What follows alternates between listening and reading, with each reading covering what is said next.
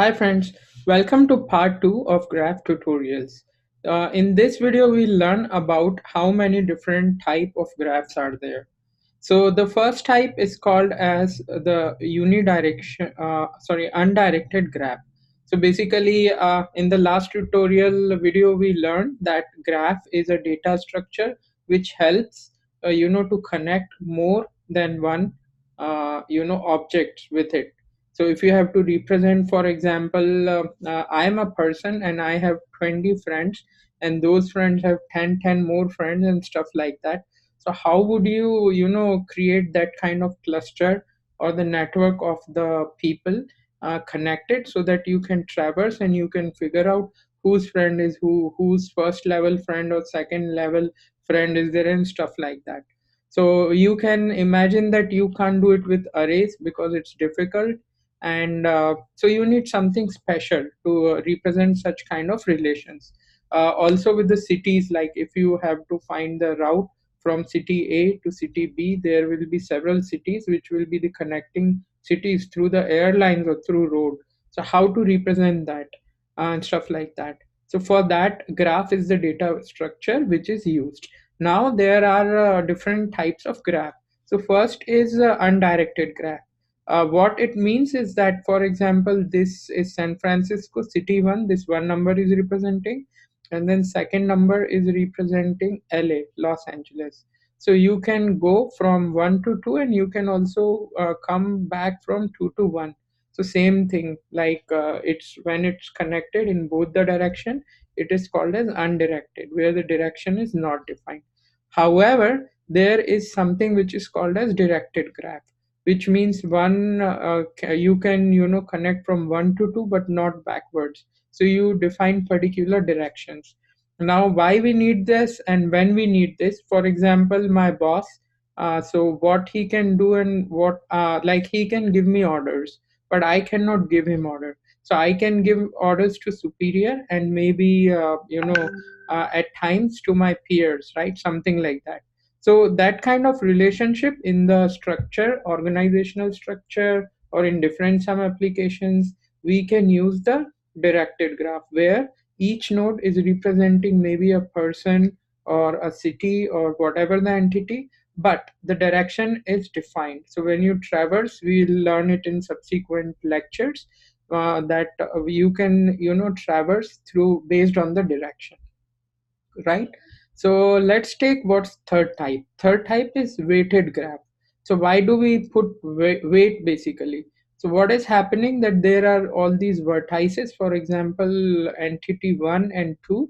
So if you have to represent different cities on a map, and let's say first city is having 10,000 kilometers, and second is, let's say, 20 kilometers. So how would you represent? If you scale up it like the real map, actual map, then probably sometimes the paper or the representation space, or you might run out with that. So what you do is you would just lay out the graph simply, but then you put the weight. For example, the distance between these two nodes in the graph is basically 3 units. However, this distance is 1, so it helps you measure least distance. For example, Google, when it is searching, first number is your home, second is the coffee house, third is Starbucks, and maybe it's the workplace. So how much distance is there, how much time you would take, based on that it would do the calculation. So this is the weighted graph. Now tree is a special kind of graph.